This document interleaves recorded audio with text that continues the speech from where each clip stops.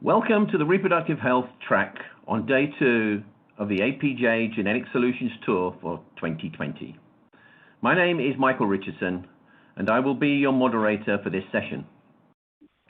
During this session, we will focus on the use of capillary electrophoresis and the Applied Biosystems Cytoscan microarray for prenatal, postnatal, and products of conception research for detecting genetic aberrations and detailing the power of single nucleotide polymorphisms in this field.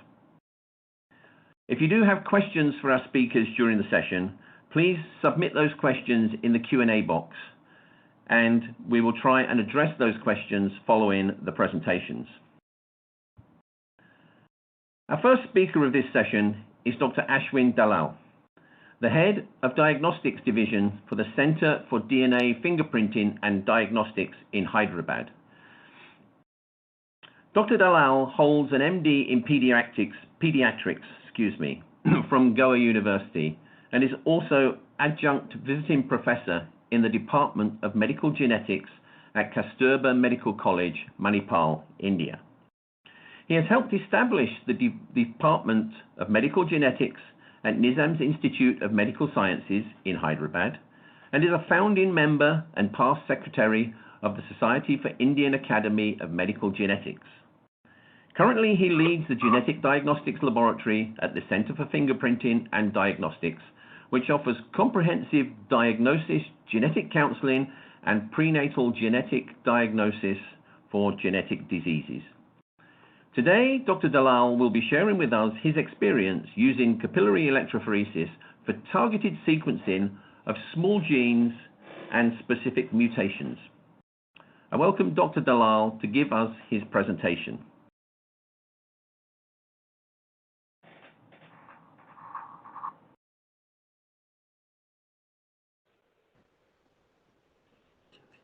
Hello everyone.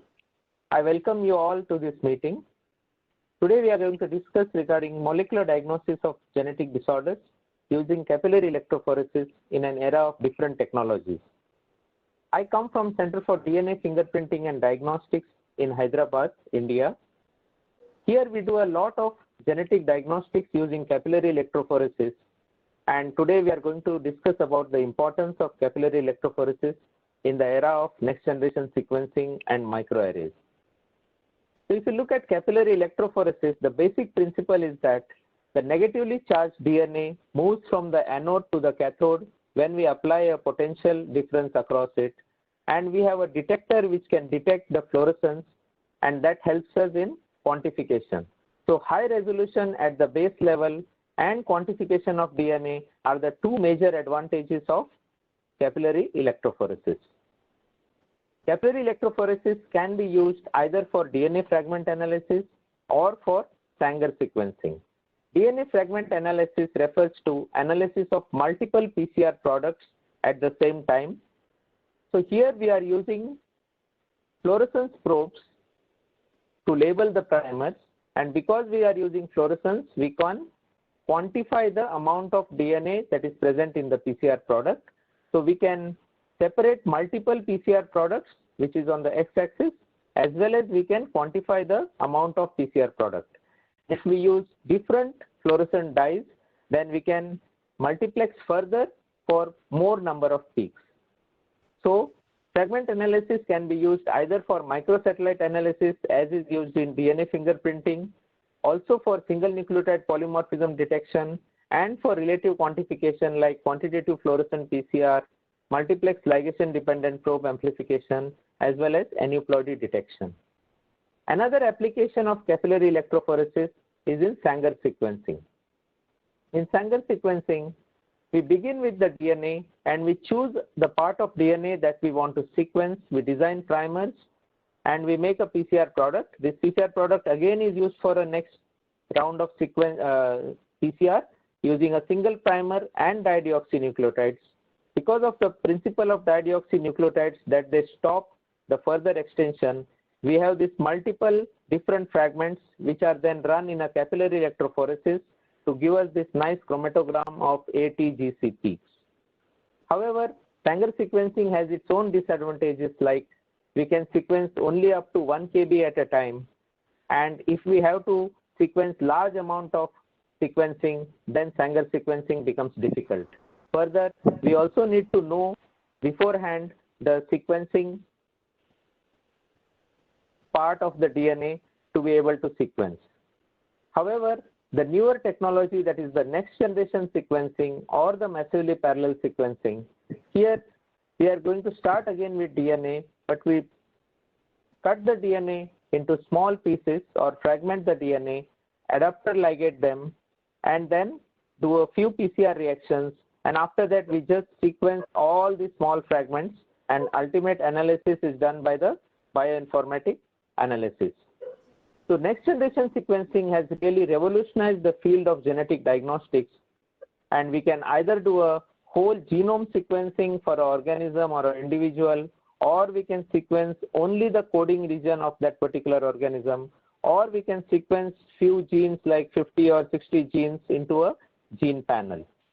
So all these new technologies are helping us to revolutionize the field of genetic diagnostics, but still with coming of all these new technologies, capillary electrophoresis still plays a major role in genetic diagnostics. And we are going to look at some of the situations where capillary electrophoresis is still relevant in today's genetic diagnostics.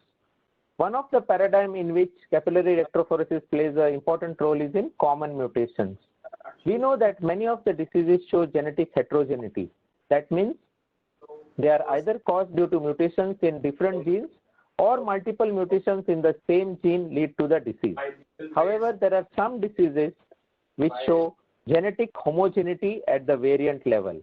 That means there is one or few variants which are responsible for most of the patients of that particular disease, and we have a definitive clinical feature or diagnostic test available for that particular condition.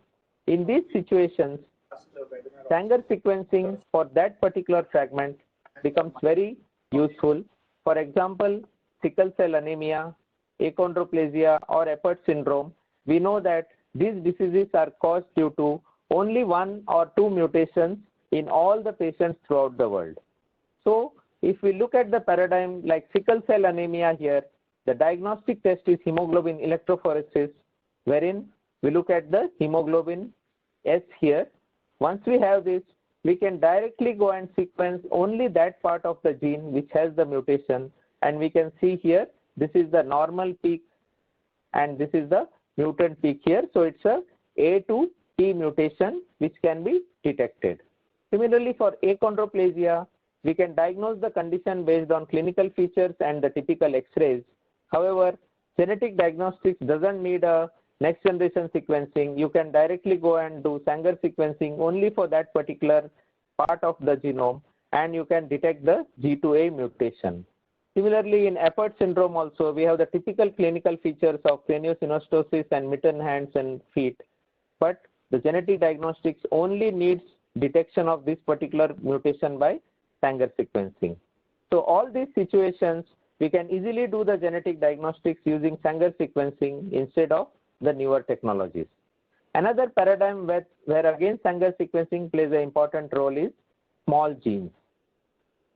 Some of the small diseases are caused due to genes which have very less number of exons. And once we have a functional assay for that particular condition, and we know that not multiple genes are not involved in causation of that disease, then we can again go for Sanger sequencing. Classical example is beta thalassemia, where we know that it is caused due to mutations in the beta globin gene. Beta globin gene has only 3 exons. We know that increased fetal hemoglobin with typical clinical features can help us diagnose it. And we know that all patients of beta thalassemia have mutations only in the beta globin gene. So once we know that only one gene is involved, we have a functional assay and very few exons are there, then it makes more sense to do a sequencing of that particular gene. So here it is beta thalassemia, beta globin gene with the 3 exons. So we design primers for intervening regions of these 3 exons, and we do Sanger sequencing only for these 3 exons. And we have a diagnosis. For example, in this case, this is the normal peak. This is the mutant peak in the patient. So this patient is homozygous for IVS15G2C mutation. Once this diagnosis is done, when the family comes for prenatal diagnosis in the next pregnancy, again we can do a amniocentesis, take the amniotic fluid, again do PCR for only that particular mutation, and here we can see the fetus is also affected, so termination of pregnancy can be done. So in this situation of small genes wherein we can directly do Sanger sequencing of those particular exons, we really do not need to go for next generation sequencing. The next paradigm where again capillary electrophoresis is important is small deletions and duplications. Now many of the diseases are caused due to small deletion and duplication of one or several exons, and here although detection is possible by NGS, it is still not accurate. So it is more economical to use capillary electrophoresis based multiplex ligation dependent probe amplification in these situations. Examples are Duchenne muscular dystrophy, Becker muscular dystrophy, or spinal muscular atrophy. So in a clinical situation of a 5-month-old child coming with hypotonia and tongue fasciculations, we are almost sure of the diagnosis of spinal muscular atrophy type 1. We know that spinal muscular atrophy type 1 is caused due to homozygous mutation of exons 7 and 8 in the SMN1 gene. So in whole exome or a whole genome sequencing, we can directly go and check for this deletion using the multiplex ligation dependent probe amplification, and then capillary electrophoresis shows us absence of the blue peaks for these particular two exons. So you can see here these two exons are absent, so this patient is having spinal muscular atrophy type 1. Similarly, in a situation of a child with weakness in lower limbs, difficulty in getting up, and creatinine phosphokinase high in blood, we are going to suspect Duchenne muscular dystrophy as the diagnosis. We know that 70% of patients have deletion duplication. Hence, we can do a multiplex PCR, MLPA, and then we can see that these particular exons are absent. So they are deleted, and we can check the same using the software here. We can see that in this patient, all these exons are duplicated. In this patient, all these exons are deleted. So in this way, capillary electrophoresis helps us to detect deletion or duplications of few exons for diagnostics of these conditions. Another paradigm wherein capillary electrophoresis based Sanger sequencing is very important is in pseudogenes. Now, whenever we do, pseudogenes are non-functional segments of DNA that resemble the functional gene. So their sequence is very similar to the real gene. So here we can see if there is a parent gene and a pseudogene and we do a next generation sequencing, the reads are going to map both to the parent gene and the pseudogene. This creates problem. It leads to low mapping quality for the NGS analysis. These reads get discarded because they are mapping to different regions and the variants cannot be reported.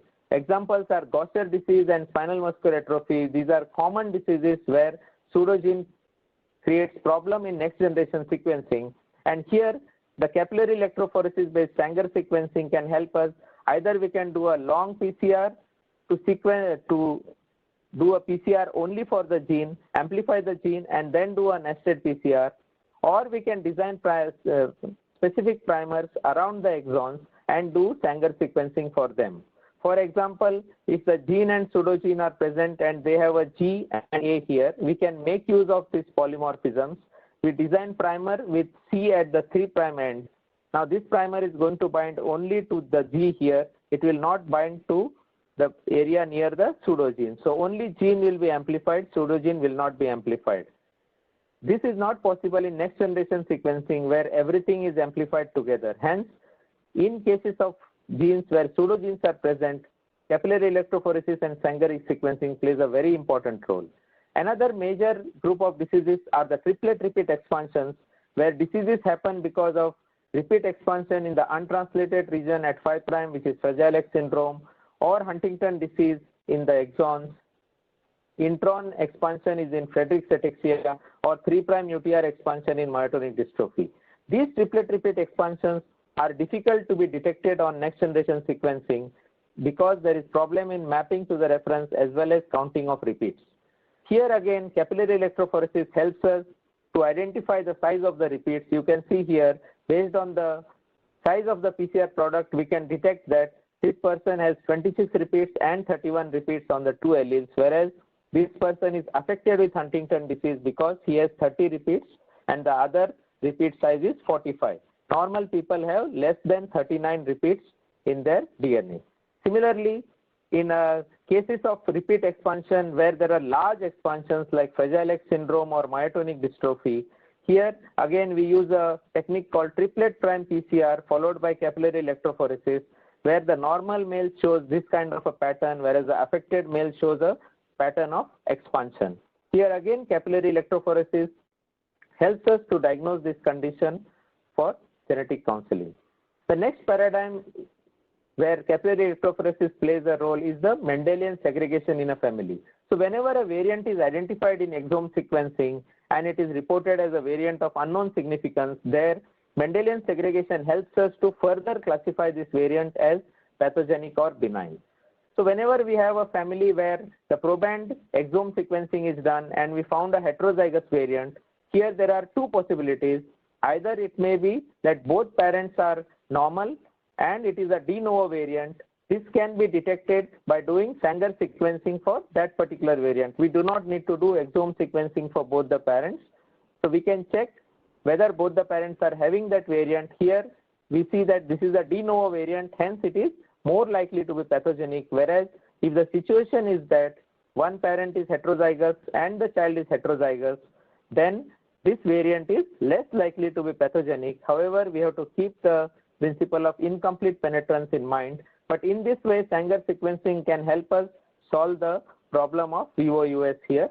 Again, in a family, if we find a homozygous mutation in the proband, then again the possibility could be that both parents are heterozygous and the child is homozygous, which is again detected by Sanger sequencing. So here we will say that the Mendelian segregation pattern is agreeing with the autosomal recessive inheritance, hence the variant is likely to be pathogenic.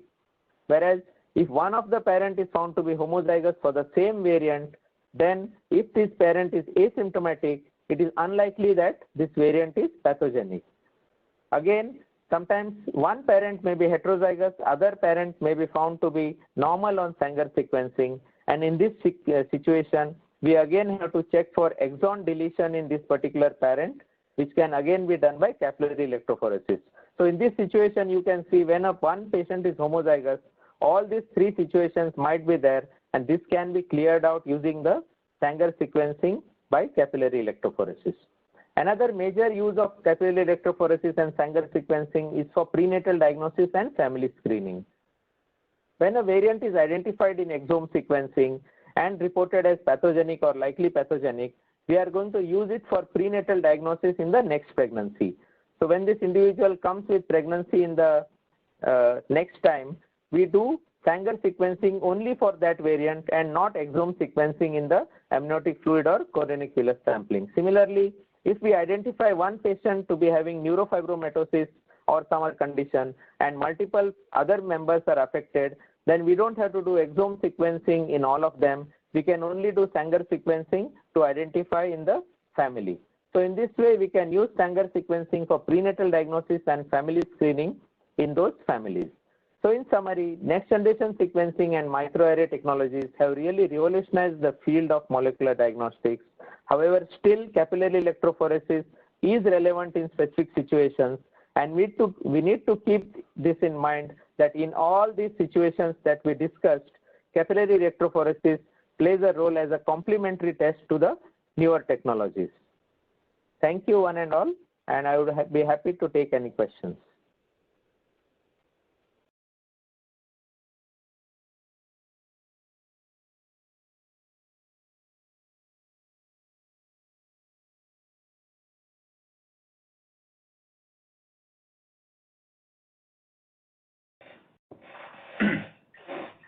Thank you, Dr. Dalal, for reminding us the important role that capillary electrophoresis still has to play in testing for genetic disorders. I now open this session for questions. And as a reminder to the audience, please submit your questions via the Q&A box. So I see we've got some questions coming through. So the first question that we have, Dr. Dalal, is can capillary electrophoresis detect the risk of an individual to produce an offspring with genetic complications? Yeah, so capillary electrophoresis is basically a technique to detect whatever mutation we want to detect. So it can be used for diagnosis or prenatal diagnosis once we know the condition.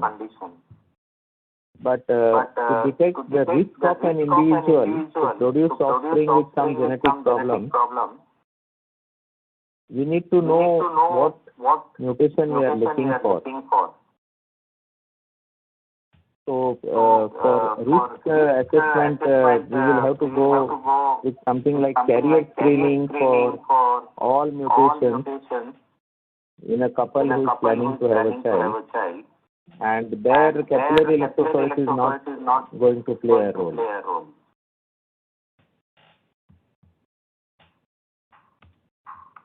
Great, thank you. So another question that we have come in is, how are the general public educated with regards to this diagnostic procedure? So, the capillary electrophoresis is not really for general public, but the people who order for a test need to be aware of this. As discussed in my presentation, if it is a disease which shows genetic homogeneity like achondroplasia or sickle cell anemia, then we should not be ordering a next generation sequencing which is costly and complicated, and capillary electrophoresis can provide us the answer. Similarly, triplet disorders like Huntington disease, Fragile X syndrome, these again are difficult to be detected on next generation sequencing. And here again, capillary electrophoresis is going to help us. So every test is going to have its advantages and disadvantages. And we have discussed today what are the areas where capillary electrophoresis still remains important in spite of having the advanced techniques like next generation sequencing or microarray. Okay, thank you, Dr. Dalal. So you mentioned that whole genome sequencing or whole exome sequencing is not very accurate for detection of single exon level deletions, duplications. Can you explain a little bit more on that? Yeah, so multiple laboratories are now trying to detect single exon deletion or duplication using the whole exome or whole genome sequencing.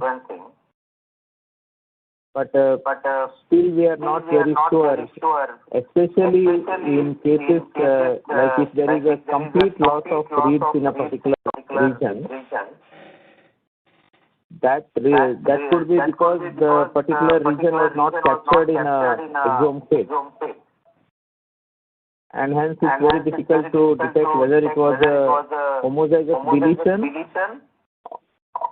or a loss of capture during the exome capture. Similarly, for heterozygous deletions, you have to do calculations of the depth in the neighboring areas, and that may not be always accurate. So for diseases where we know a particular deletion or duplication is more common, like spinal muscular atrophy or Duchenne muscular dystrophy, which are very common disorders, here capillary electrophoresis is always the first test of choice.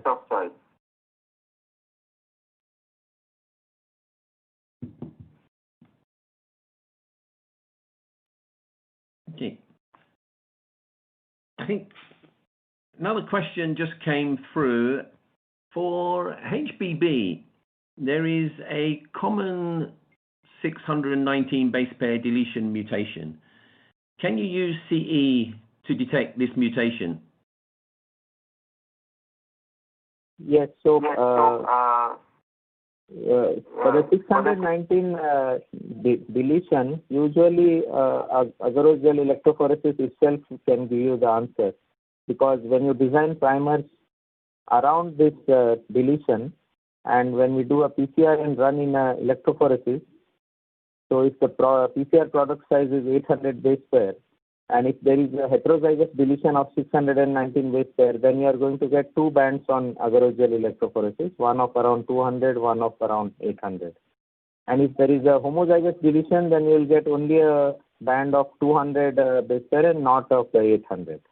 However, if you do capillary electrophoresis for this, again you are going to get the sequences before the deletion and after the deletion with a multiple peaks after the deletion. So you can detect this kind of deletion using capillary electrophoresis, but you really don't have to do it, because a simple agarose gel electrophoresis will help you to detect it.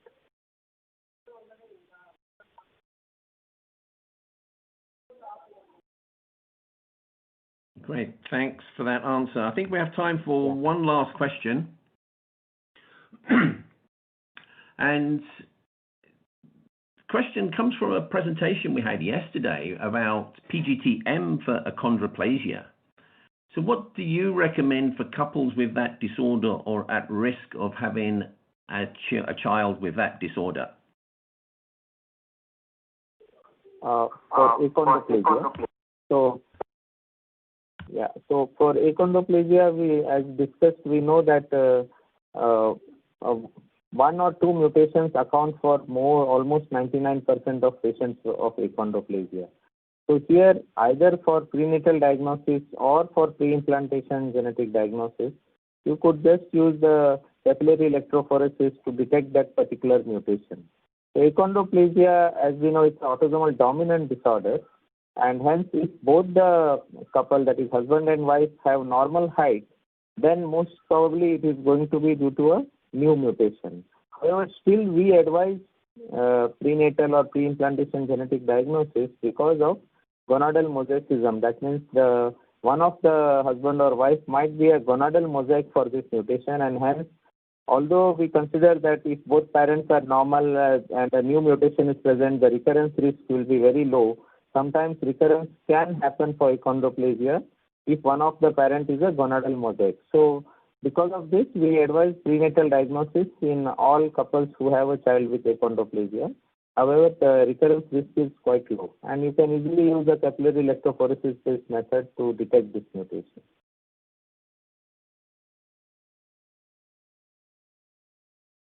Great. Thank you very much for the comprehensive answer. I think we'll have just a follow-up question to that, and is, can CE be used for pre-implantation genetic testing for monogenic disorders, similarly to how you may be able to do this with achondroplasia? So it will depend on the amount of DNA that you are getting.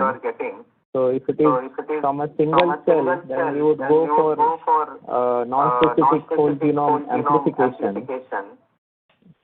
And then, it might be problematic to use CE for pre-implantation genetic diagnosis. And there are more sensitive methods could be used if you want to detect only a single mutation.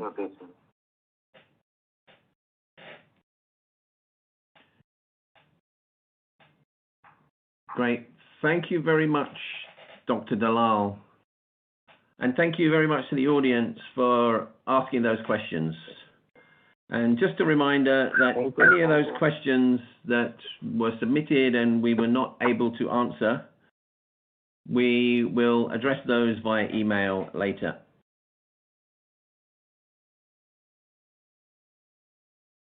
Thank you. Okay, thank you, Dr. Dalal. Our last speaker for this session is Dr. Anuradha Udamudi, who is the founder of GeneTech Laboratory in India. Dr. Anuradha holds a PhD in human genetics, and she was awarded the Young Scientist Award from the Environmental Mutagen Society in the USA.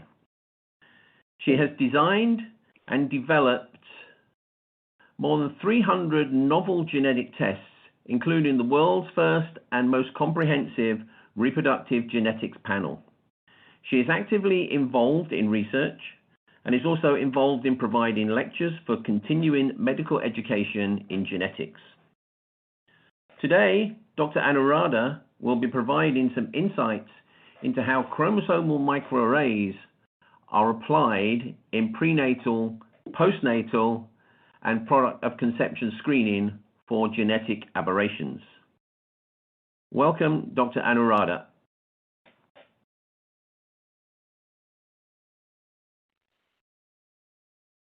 Good morning, everyone. Thank you for the introduction, Michael. Today, I will be speaking about applications of cytomicroarrays and in clinical setting and in research application.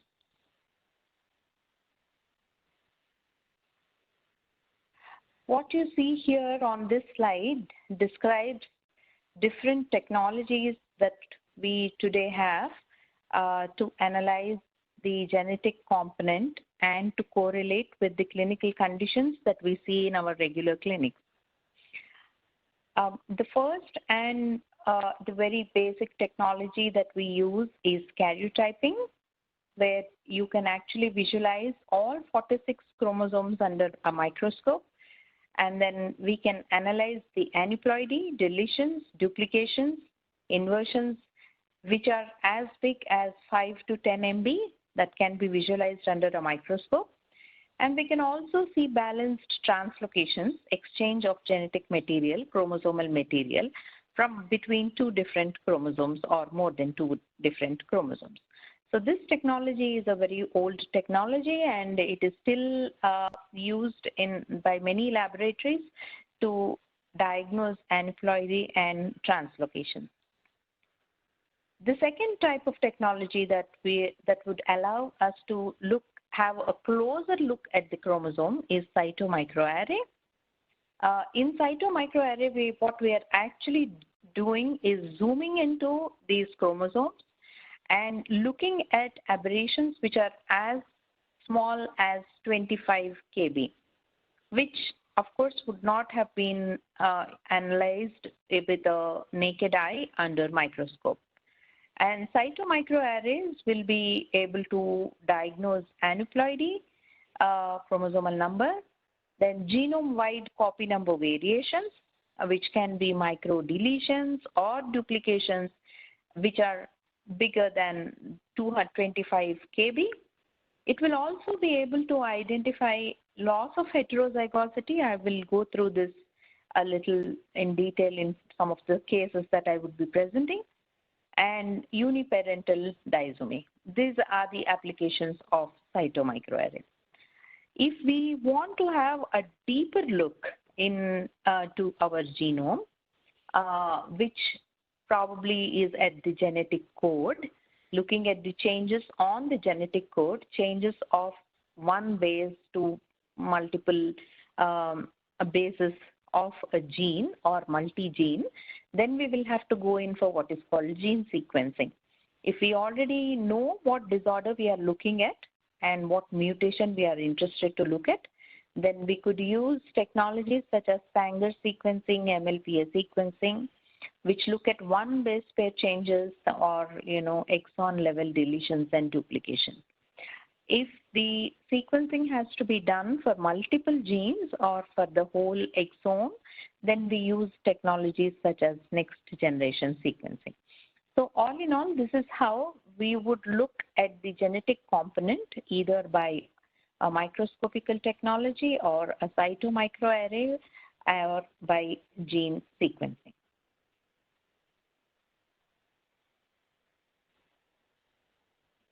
So this is the laboratory process of a cytomicroarray. Basically, we get input. It's a DNA test, and the input would come, the DNA would come from different sample types, such as blood, amniotic fluid, tumor sample, etc. And then this DNA is digested, ligated, and amplified. and then it is fragmented and labeled, and then hybridized and washed and stained, and then you would visualize it, and the chip is used for scanning, and the data analysis will give you information whether there has been any copy number variation or not. So these are the different kinds of indications that are, presented here on this slide when to refer for a cytomicroarray test. The tests could be either prenatal, pregnancy loss, or postnatal. This slide talks about prenatal indications. You have a fetal growth developmental issue or high risk for NIPT or marker results, the maternal serum markers, increased maternal age, fetal ultrasound abnormalities, or previous history of pathogenic copy number variation seen in previous children or fetuses that you would like to evaluate in your prenatal period. Then there is a section of pregnancy loss where the pregnancy either results in a recurrent pregnancy loss or a loss of pregnancy often with an unknown, unexplained loss of pregnancy. It can be either in first trimester or second trimester. It can be an intrauterine demise or an intrauterine growth retardation, or certain conditions like hydatid mole and other placental abnormalities. So all these conditions can, be indications for referring to a cytomicroarray test in the laboratory. What you see here is postnatal list of indications. Newborn with congenital anomalies or failure to thrive, severely sick babies, or children or infants with growth and development abnormalities such as delayed milestones, mental retardation, autism spectrum of disorders, and then oncology indications such as which are useful in diagnosis and prognosis and to take therapeutic directions for the cancer that is presented. So these are all the different conditions that we look at. And before we go to our case presentations, I would also like to talk about some limitations of cytomicroarray, as I have explained in my first slide. There are three different technologies. You use either karyotyping or cytomicroarrays or sequencing technologies. And cytomicroarray is done usually to pick up microdeletions and duplications, which are also called copy number variations, which are as small as 25 kb. But you will not be able to see the genetic code or the sequence of the gene. It's not used to diagnose the sequence of the gene. So that's the first limitation, which says it cannot diagnose single gene or Mendelian inherited disorders such as autosomal dominant recessive X-linked. For example, it will not be able to diagnose a mutation for thalassemia. Then it also cannot be performed as a carrier screen. You cannot identify carrier parents to identify risk for future pregnancies. If a CNV has to be around 25 kb, but if it is more than that, it will not be able to identify. It cannot identify mosaicism, which is less than 20%, a low-level mosaicism, meaning some chromosomes are aneuploid and some are not, or the copy number variation is present in less than 20% of cells, it will not be able to identify. Any loss of heterozygosity below 5 MB it cannot detect, then the interpretation becomes very complex. It will also give us a lot of data on uncertain pathogenicity. Some of the CNVs that are identified may not have certain pathogenicity attributed to them with certainty. And these cases require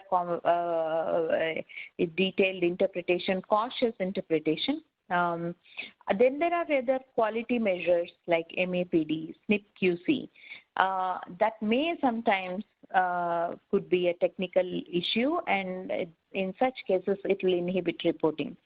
Of course, the test will not be able to detect gene expression or methylation or epigenetic changes if we are looking for something on those research applications. So these are the limitations of cytomicroarray. With those limitations, there are international recommendations that are given and several consensus statements that have been issued in PUS. This is one of the early consensus statements that was issued in 2010, talking about chromosomal microarray is the first tiered clinical diagnostic test for individuals with developmental disability or congenital anomalies. There are other international bodies like American Academy of Neurology, European Cytogenetic Society, ISCA Consortium, and many more who currently recommend cytomicroarray or chromosomal microarray test as first tier test to evaluate fetal abnormalities and developmental problems. So with that introduction, let's move on to some of the case presentations that I have here. First, I would like to talk about fetal ultrasound abnormalities, prenatal cases. Here we see a 24-year-old preemie, 18-week gestation with unilateral ventriculomegaly. When we did cytomicroarray on the amniotic fluid, we diagnosed Potocki-Lupski syndrome. Now, this is, has a very clear clinical presentation with neurodevelopmental disorders.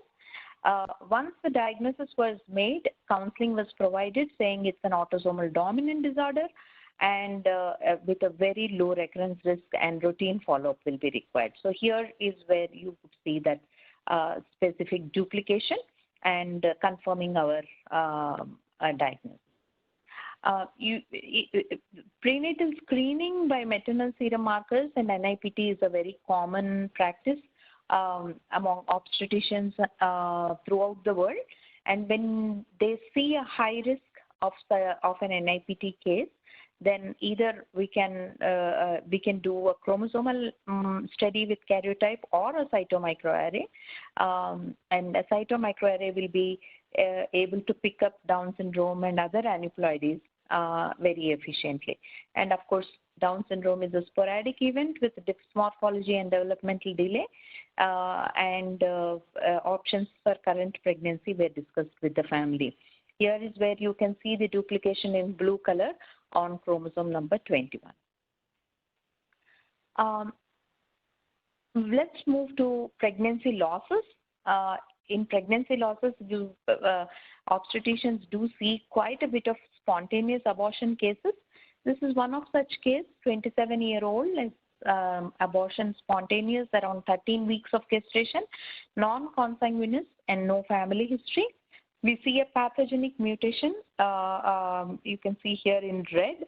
This is 2.5 MB deletion on chromosome number 4. And this is diagnosed as microdeletion syndrome with about 10 OMIM genes deleted from this region. The role of CNB in early embryonic development is already known, and this probably is the cause, very likely the cause for spontaneous abortion. And since parental karyotyping was normal, we've counseled them saying that the recurrence risk is extremely low. In this case, we see what is called loss of heterozygosity. This was a repeated pregnancy loss case. The fetal DNA was a consanguineous product. Cytomicroarray was offered, and we have seen that there is loss of heterozygosity. You can see actually 3 lines here. If you don't see the middle line here, which indicates loss of heterozygosity, and if the heterozygosity is more than 5 MB, that is when we do report. And here you see a case where the loss of heterozygosity is seen on different chromosomes. These lines indicate that the loss of heterozygosity is seen in all these multiple chromosomes amounting to 150 MB. And therefore, there is a very high risk of having a autosomal recessive disorder, although LOH of such a big size could be the reason of this pregnancy loss. The future recessive disorder risk was counseled, and patients were they have taken up carrier screening for their future pregnancy planning. Here is a case of hydrated mole form. You can actually see that this loss of heterozygosity is represented everywhere. I mean, basically, the whole genome has, there is a genome-wide uniparental isodisomy that we have observed. And this is pretty common in a complete hydrated form mole or a molar pregnancy. And although this is a sporadic event and pregnancy recurrence of such an event is very, very low, patients, since they have had a failed IVF and ICSI, they have gone in for a donor gamete. And then we see several cases with bad obstetric history where you see multiple recurrent pregnancy losses with either a neonatal death and things like that. And in such scenario, you see that the karyotype of the parents is done routinely. And here you see a parent with a translocation of chromosome 2 and 4. This slide is just put up here to let you know that arrays cannot detect such balanced translocations with confidence at this point of time, although technology is moving in that direction. And therefore, we cannot actually surpass parental karyotyping. And when we see cases with bad obstetric history, we will have to use karyotyping. But if we have to evaluate the unbalanced product of conception or the fetus or the amniotic fluid, then array is the best option to go for. Then let's move on to developmental problems. There are few case presentations here. There is a child with clinodactyly, hypertelorism. These are all dysmorphic features, skeletal abnormalities and genital hypoplasia, aggressive behavior, and karyotyping showed 49 chromosomes with 4 X chromosomes and a Y chromosome. This was done in our laboratory to show the diagnostic capability of both karyotyping and cytogen microarray comparative study that we have done. And here we also see that we have an array that has detected the same condition. The 4 chromosomes have been identified by the array. So all numerical abnormalities can be identified, and gross structural abnormalities can also be identified both by karyotype and cytomicroarray. Here we see a microdeletion syndrome, Williams syndrome, a case with cardiovascular arteriopathy and hypertonia and facial dysmorphism. We have seen that there is a pathogenic mutation on 7q11.3. This was demonstrated both by FISH technology and also by array technology, basically showing that you can actually FISH can be replaced by cytomicroarray because it offers you differential diagnosis. Basically, it is like doing several FISH tests in a single test. So therefore, a large number of microdeletion syndromes with overlapping features can be identified using cytomicroarray. So it's a very good tool to look at all microdeletion syndromes and microduplication syndromes. It is also highly applicable in cases with mental retardation, where there is a case of 13-year-old lean built, tall dysmorphology with a deletion, and you can see the number of genes that are deleted, and therefore clinical correlation and prognosis can be discussed with family. Here we see a case of aniridia, the absence of iris altogether in a 5-year-old, and this was diagnosed as Wager syndrome because there is a deletion on 11th chromosome short arm at P15. And this deletion actually has resulted in loss of 77 OMIM genes, and loss of a specific gene called PAX6 has been associated with aniridia. And this syndrome also has high risk for Wilms tumor, and prenatal diagnosis was advised for future pregnancies. Autism is another indication where we see a lot of cytomicroarray tests picking up pathogenic and likely pathogenic mutations. copy number variations. In this case, we see a 17q duplication syndrome of as 0.6 MP. This clinical presentation and correlation was with an autistic syndrome, psychomotor delay, speech delay, and intellectual deficiency. And the condition is sporadic in inheritance, and therefore recurrence risk was advised as low. So with that, I would also like to show you a lab study that we have done in our lab, comparing 100 samples with both cytomicroarray and karyotyping for products of conception. So the fetal aborted tissue was taken, and on the aborted tissue we have done karyotyping, and on the same tissue we have done cytomicroarray. It is a known fact that aborted tissue does not grow in culture many a times because of contamination, and that is what has been demonstrated here. Out of 100 samples, we have had more than 50% as test failure in karyotyping, whereas less than 10% as failure in cytomicroarray. When we have analyzed, we could analyze only 45% of cases in karyotyping, whereas we could analyze good number of cases, more than 90% by cytomicroarray.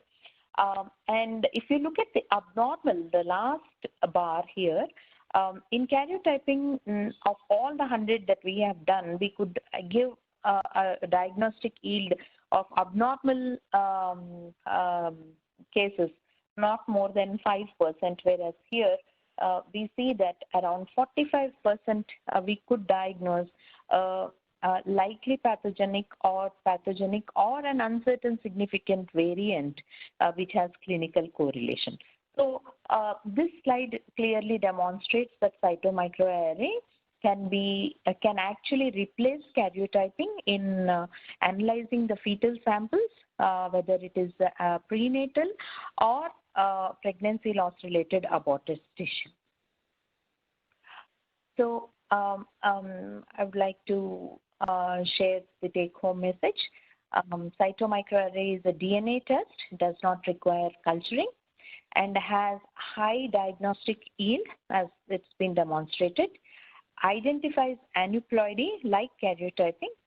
In addition, it identifies submicroscopic copy number variations, which are both microdeletions and duplications, and it can also identify loss of heterozygosity and uniparental disomy.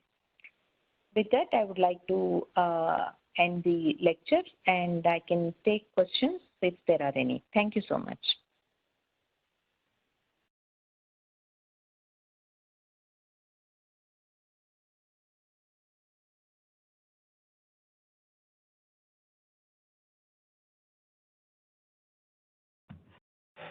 Thank you, Dr. Anuradha, for the wonderful presentation and sharing your experience of how you're using the genetic technologies to provide answers to those genetic conditions, and also to help those couples with reproductive decision making. I now open this session for questions. Again, just as a reminder, if you do have any questions, please submit them via the question box. So, Dr. Anuradha, the first question that we have coming through is, can you elaborate on how QC measures such as log2 ratio, MAPD, limit reporting of cytomicroarray results? Okay. Am I audible? Yes, we can hear you. Okay. So MAPD and SIP-QC is useful in data analysis, and basically MAPD measures the variability in log2 ratio, and regardless of the source of variability, increased variability decreases the quality of copy number calls. And so basically it means that you may report, if you have a very high MAPD with a lot of variation in log2 ratios, you will be reporting a higher false positive and a false negative rate. Similarly, this is true for a SNP QC. If your noise is very high, then again you are overall compromising with the quality and the clarity of the results. So the waviness of the SNP and MAPD and the SNP QC, all these are important quality metrics that you will have to take care of when you are reporting, especially if you are looking at an abnormal or a positive result. You may have to pay a lot of attention to this, and sometimes we may have to go back and look at the technical procedure to be able to correct these problems in our wet laboratory bench work.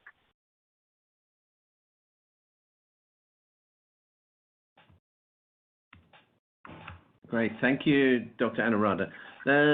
Some more questions coming through.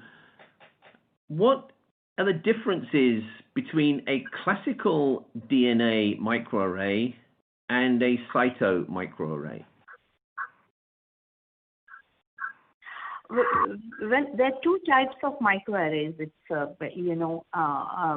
cyto microarray is something that is looking at the chromosomal aneuploidy and microdeletions and duplications, which we call as copy number variation.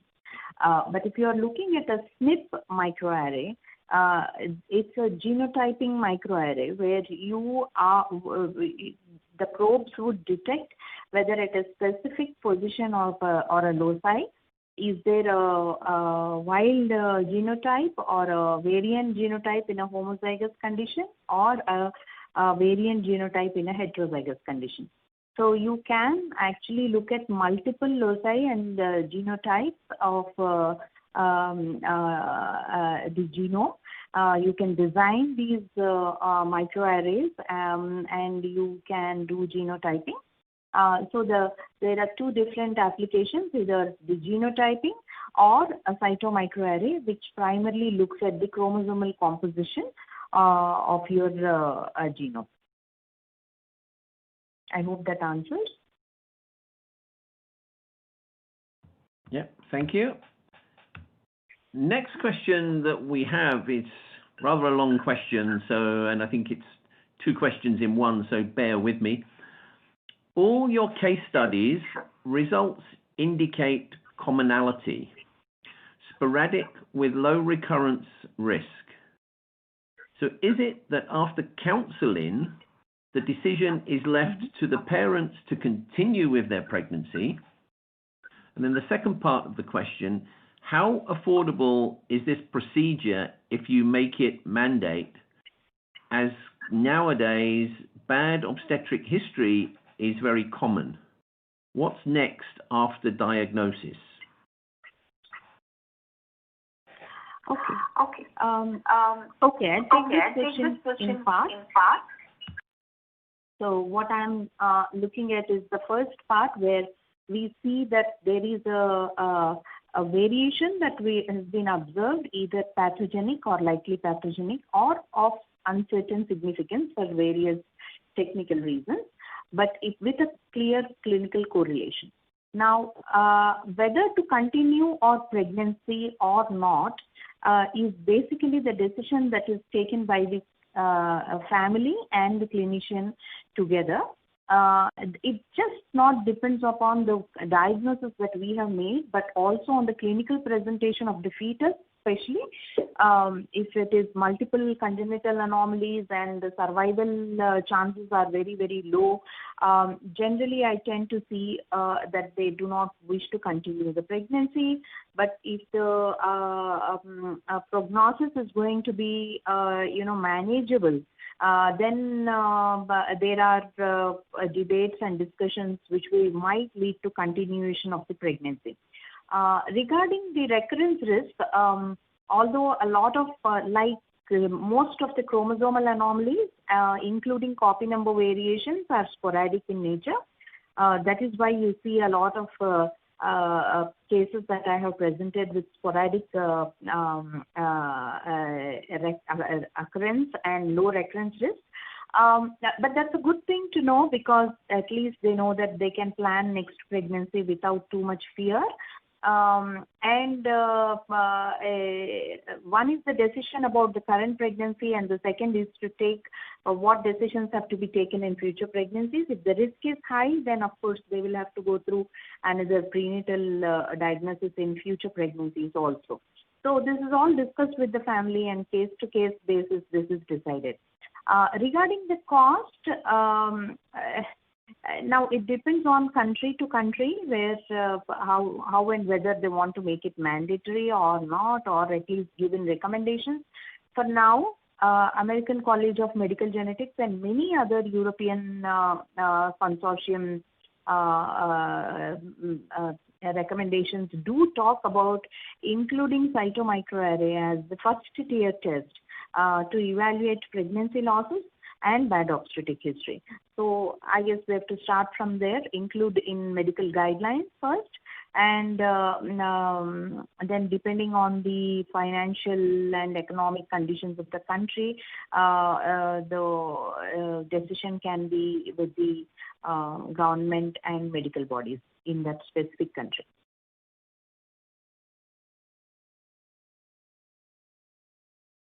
Great. Thank you very much, Dr. Anuradha. And I'm sorry, but we're going to have to close the session, and we have no time for any more questions. But again, if we did not get the chance to answer your question, we will address that later via email.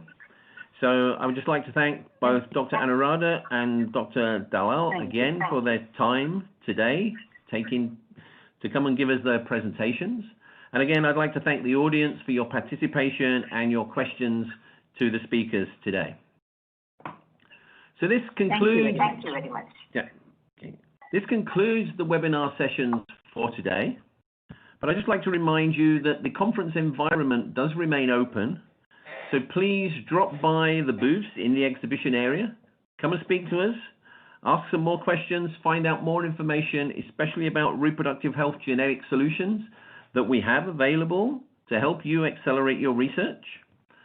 There's some games you can participate in, such as the scavenger hunt. So look out for those icons that you may find around the conference environment and in the exhibit hall. And by collecting them, you stand a chance to win some great prizes. I just request that you will complete the pop-up survey that will appear very shortly. And with that, I'd just like to thank you all again. And please stay safe. Thank you all very much. Goodbye.